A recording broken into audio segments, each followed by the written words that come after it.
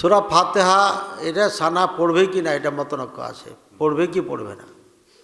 কিন্তু সূরা ফাতিহা পড়তে হবে না এটা কোনো না মতনক্য নাই, পড়তে হবে কি হবে না এটা নিয়ে কোনো মতনক্য নাই।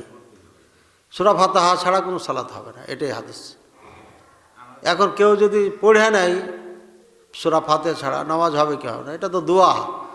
এটার মেন হচ্ছে আপনার ওই যে আপনার দুরুদের পরে যেটা পড়া হয়, আর এর আগে যেটা পড়া হয় আল্লাহকে সন্তুষ্ট করার জন্য, আল্লাহর হামসানা পাঠ করা হয়, রাসূল সাল্লাল্লাহু আলাইহি ওয়াসাল্লামের প্রতি দুরুদ পাঠ করা হয়, আল্লাহকে রাজি করার জন্য এগুলো করা হয়।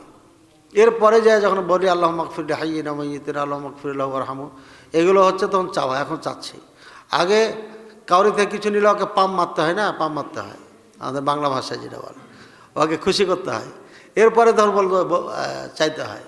তো প্রথমে আল্লাহর হামসানা করতে হয়। যে কোনো কাজ, মহিম কোনো কাজ করলে হামদসানা না করলে ওটা বরকতময় হয় না, হাদিসে আছে।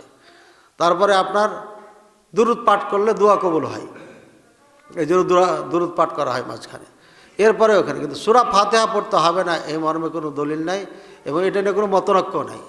ইবনে আব্বাস রাদিয়াল্লাহু তাআলা আনহুমা সূরা ফাতিহা পড়েছেন এবং জোরে পড়েছেন। তো বলেছে লিতা'লামু, আমি জোরে পড়লাম কেন, যেন তোমরা জানো, হাদিহি সুন্নাহ, এটা সুন্নাহ, এটা যেন সুন্নাহ, এটা জানার জন্য আমি জোরে করে সূরা ফাতিহা পড়লাম। বুখারীতে আছে হাদিস।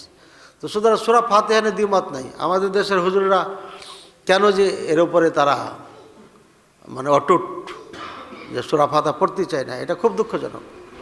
এবং গোটা আরব দেশে যত আরব দেশ আছে সব জায়গায় সূরা ফাতিহা পড়ে, শুধু আমাদের ভারত উপমহাদেশে পড়ে না।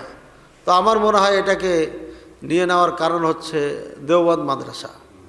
দেওবন্দ মাদ্রাসা যেভাবে পরিচালনা করে এ দেশকে সেভাবেই চলে, ওদের বাইরে এরা ফতোয়া দিবে না। ওখানে জর্দা খায় এই জন্য এখানে মাকরু, ওখানে হুক্কা খায় এই জন্য হুক্কা মাকরু, এটা মাকরু ফতোয়া ওখান থেকে এসছে। মানে আমি তো ওখানকার ছাত্র, আমি তো সব জানি, বুঝলেন। এই সমস্যাটা এখান থেকে এসছে, দেওবন্দ থেকে এসছে। জি অবশ্যই, প্রয়োজনে আপনার দুরুদের সময় আপনি মানে এগুলো প্র্যাকটিসই করে নিতে হবে আপনাদেরকে, দ্রুত পড়ার, নাহলে তো উপায় নেই।